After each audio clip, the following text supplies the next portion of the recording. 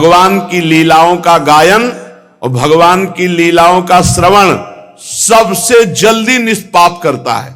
निष्पाप करने वाला सबसे बड़ा तीर्थ है भगवान की लीला कथा श्रवण और गायन।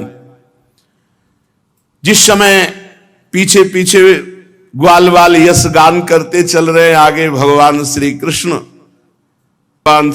की घुंघराली अलकावली गऊओं के खुरों से उड़ उड़ करके रज, माथे पर अलकावली पर, सिर पर मोर पंख का मुकुट और केश पास में सुंदर जंगली पुष्प सखाओं ने गूथे, नेत्रों में मधुर चितवन, मुख पर मनोहर मुस्कान और मधुर मधुर मुरली बजाते हुए ग्वाल बालों के साथ ब्रज में प्रवेश कर रहे हैं। गोपियां भाग करके मार्ग में खड़ी हो जाती, दिन भर इंतजार करती, शाम के जब देखती कि नेत्रों को जीवन दान देने वाले श्री कृष्ण आ रहे हैं। गोपियों ने अपने नेत्र रूपी भ्रमरों से भगवान के मुखारविंद का मकरंद रस पान करके दिन भर के विरह की जलन शांत की। भगवान ने भी उनकी तरफ प्रेम भरी चितवन से उनको सुख प्रदान किया।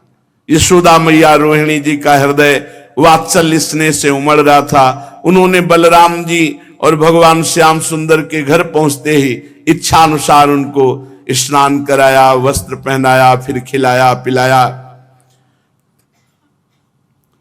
दोनों भाइयों ने माताओं का परोसा हुआ स्वादिष्ट अन्न भोजन किया। इसके बाद बड़े लाड़ प्यार से दुलार करके यशोदा और रोहिणी जी ने उन्हें सुंदर सैया पर सुलाया। भगवान श्री कृष्ण इस प्रकार वृंदावन में अनेकों लीलाएं करते। एक दिन अपने सखा ग्वाल बालों के साथ यमुना तट पर गए। उस दिन बलराम जी साथ नहीं गए थे। जब कोई विशेष लीला करनी होती थी तो बलराम जी को किसी न किसी बहाने से भगवान रोक देते थे। और दूसरी बात, ये भैया जी हैं, कद्रू के बड़े पुत्र हैं अनंत शेष भगवान, और उनके पुत्रों में है ये कालिया नाग भी। तो उस दिन बलराम जी को साथ नहीं लाए।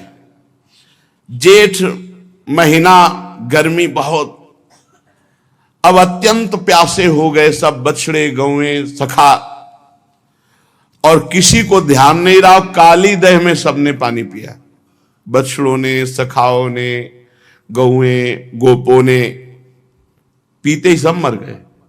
इतना जहरीला सांप था कि वो कुंड का कुंड पूरा यमुना जी का जहरीला था। यही अपने घर की बात है, काली दह। भगवान ने देखा कि ये तो बहुत गलत हो गया, हमारे सब परिकर तो पधार गए। कितनी बार पधार गए।